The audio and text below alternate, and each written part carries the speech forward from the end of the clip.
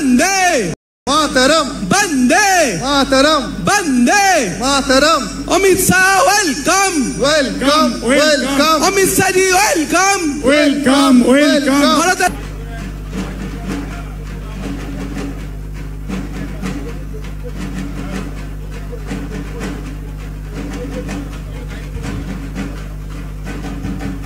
ভারতের ভারত সরকারের স্বরাষ্ট্রমন্ত্রী শ্রী অমিত শাহজি ইতিমধ্যেই আমাদের মণ্ডপে উপস্থিত হয়েছেন, আমাদের মাতৃপ্রতিমা দর্শন করছেন। মাতৃপ্রতিমা দর্শন হয়ে গেছে, এবার উনি ধীরে ধীরে আমাদের অনুসন্ধান অফিসের দিকে এগিয়ে আসছেন। তিনি তার মূল্যবান বক্তব্য রাখবেন। আমাদের থিম অপারেশন সিঁদুর। অডিও সাউন্ডটা রেডি রাখবেন, অডিও সাউন্ড রেডি রাখবেন। হ্যাঁ, 2 মিনিটে এটা অডিও সাউন্ড রেডি, প্লে। বাবু টুপিটা খোলে না, ঠান্ডা লেগে যাবে, ওটা পরে থাকো। আপনি বাঙালি? হ্যাঁ, আমি বিতান, পাটুলি থেকে। আর আপনি? আমি সমীর, বেহালা থেকে। मुझे पहलगाम बहुत पसंद है, ब्यूटीफुल।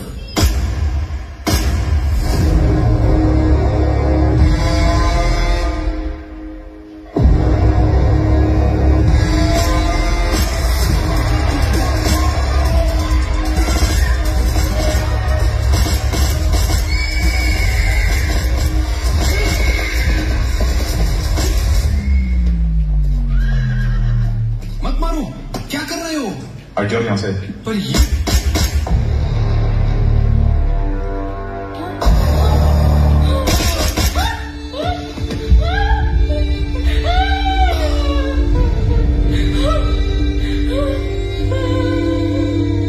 तुमने मेरे पति को क्यों मारा?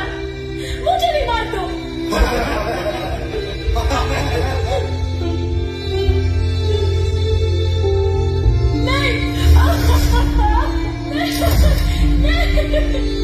जब तुझको छोड़ दिया, मोदी को जाके बोल।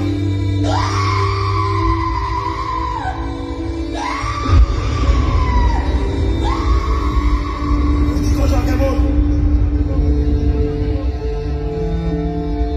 देश के दुश्मनों ने भारत की आस्था पर हमला करने का दुस्साहस किया है। अब आतंकियों की बची खुची जमीन को भी मिट्टी में मिलाने का समय आ गया है। जय हिंद, जय हिंद, जय हिंद। भारत माता की, भारत माता की। वंदे वंदे।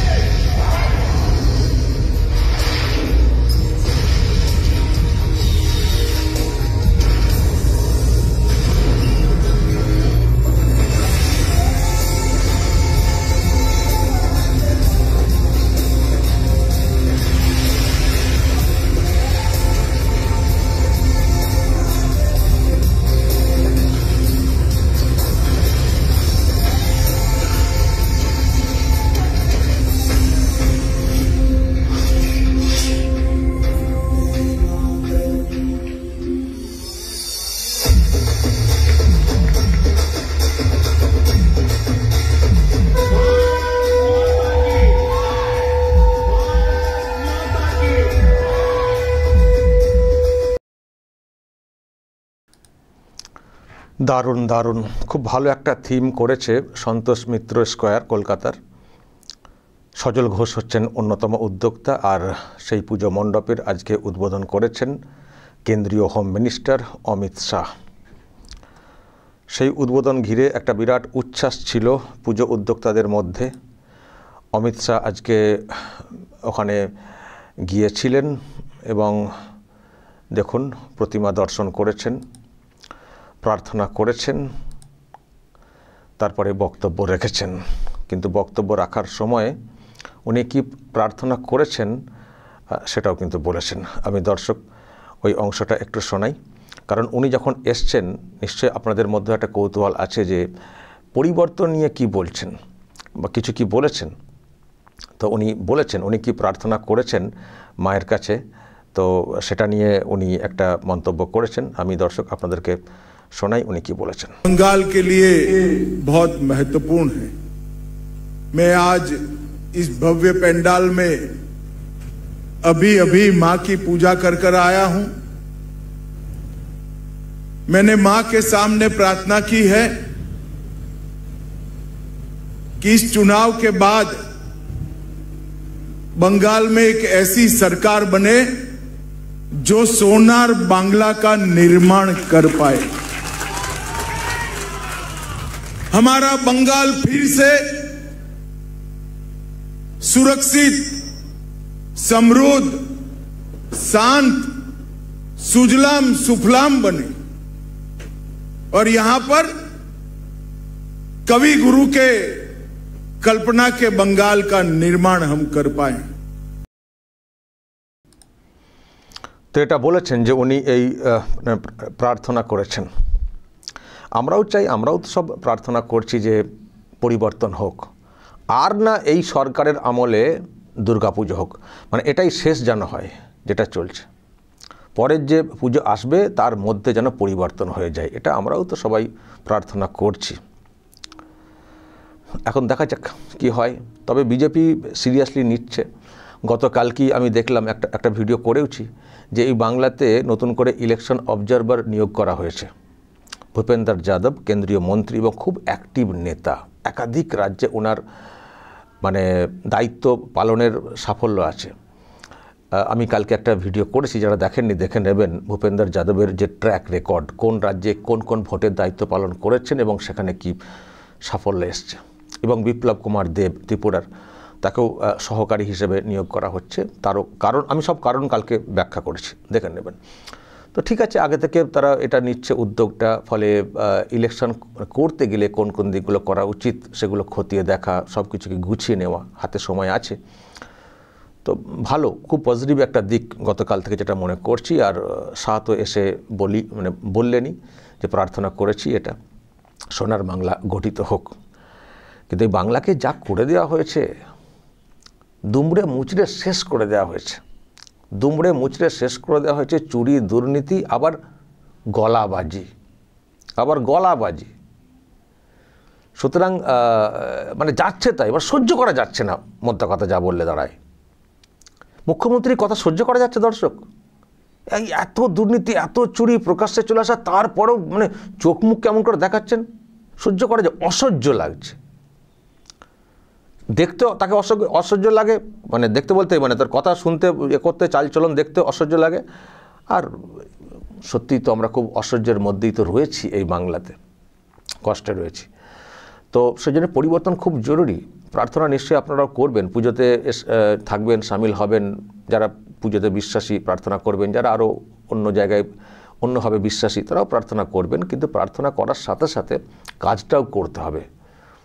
মা বা উপরওয়ালা সবটাই করে দেবেন না, নিজেদের দায়িত্বটাও ঠিক করে পালন করতে হবে।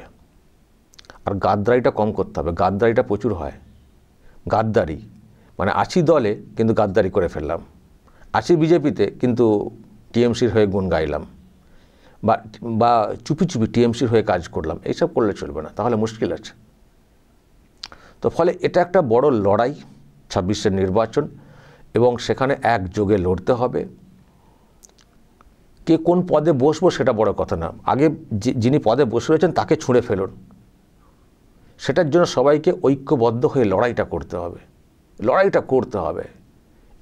আর চলতে পারে না। তো যাই হোক দর্শক, শাহ তো এসে এটা বলে গেলেন উনি কি প্রার্থনা করেছেন, বলবেন আপনারা। আর আমি আবারও বলছি, অপারেশন সিঁদুর যে থিমটা সজল ঘোষরা করেছেন, হৃদয় ছুঁয়ে যাচ্ছে। যে পুজোর মধ্যেও পেহেলগাঁওকে না ভুলে, ইন্ডিয়ান আর্মির যে অপারেশন সেটাকে না ভুলে, সেটাকে সামিল করেও যে মানে পুজো করা যায়, এটা ওনারা দেখাচ্ছেন। কলকাতায় যতই মণ্ডপ প্যান্ডেল হোক না কেন, যতই থিম হোক না কেন, আমি এমনিতেই খবর পাচ্ছিলাম যে উদ্বোধন হয়নি তার আগে থেকেই লোকজন ভিড় জমাচ্ছিলেন, মানে এতটাই নজর কেড়েছে বিষয়টা। সমস্ত পুজো মণ্ডপকে এবারে ফেল করে দিয়েছেন সজল ঘোষ। কিন্তু আমরা পাশ ফেলে জায়গাতে যেতে চাই না এই যে থিম সেটাকে নিয়ে, কারণ এটা খুব কষ্টের। এবারই প্রথম ওই পরিবারগুলো যারা গতবার গোটা পরিবার মিলে পুজো কাটিয়েছে, আজকে তাদের মানে বাবা নেই, কারো স্বামী নেই, এরকম অবস্থা। ফলে এই পুজো তাদের কাছে আরও বেশি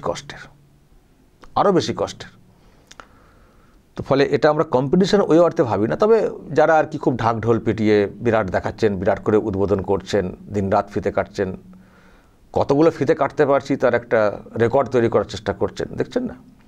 কলকাতা জলে ভাসছে, এতজনের মৃত্যু, আর উনি ডান্ডিয়া খেলে বেড়াচ্ছেন, দেখছেন তো কার কথা বলছি? তো সেই সবের থেকে সজল ঘোষের এই যে একটা মানে বার্তা দেওয়া একটা পুজো সকলকে ছুঁড়ে ফেলে দিয়েছে কার্যত। প্রচুর মানুষ ভিড় জমাচ্ছেন এবং দেখা উচিত, পরখ করা উচিত। আমরা তো দূর থেকে দেখছি, এইভাবে দেখছি, যারা ওখান থেকে ডিরেক্টলি দেখবেন লাইট অ্যান্ড সাউন্ডস এবং রাতের যে পরিবেশ, অ্যাম্বিয়েন্স, এনভায়রনমেন্ট, আমার মনে হয় একটা অন্য টাইপের ফিলিংস এনে দেবে, মানে ফিল করবেন পরিস্থিতি পুরোটা। তো ফলে এই সময় এই ধরনের থিম যে করা হয়েছে, এটা একটা ভালো থিম বলবো। আর কেন্দ্রীয় হোম মিনিস্টার তিনি এসছেন, তিনিও এটা বসে বসে দেখেছেন থিমটা, যেটা এই ভিডিওটা, তাকেও একটা দেখলাম যে ল্যাপটপ দিয়ে দেওয়া হয়েছিল, তিনিও ওখানে বসে বসে দেখছিলেন। দর্শক বলবেন আপনারা যে থিম হয়েছে সেটা তো বলবেনই, হোম মিনিস্টার যে প্রার্থনা করেছেন সেটা নিয়েও বলতে পারেন। আপনারা কি প্রার্থনা করছেন অবশ্যই বলবেন এবং কি করণীয় সাজেশন দেবেন। এই ভিডিও বিজেপির প্রচুর লোক দেখেন, ফলে আপনারা বলবেন যে পরিবর্তন আমরাও চাই, পরিবর্তন করতে গেলে এই দিকগুলো দেখতে হবে, এই জেলার এই সমস্যা রয়েছে, এগুলো ঠিক করতে হবে, সব কমেন্টে লিখবেন, তাহলে নেতারা দেখবেন, সেগুলো শুধরানোর চেষ্টা করবেন। অবশ্যই বলবেন যা বলার এবং নজর রাখবেন আরামবাগ টিভিতে।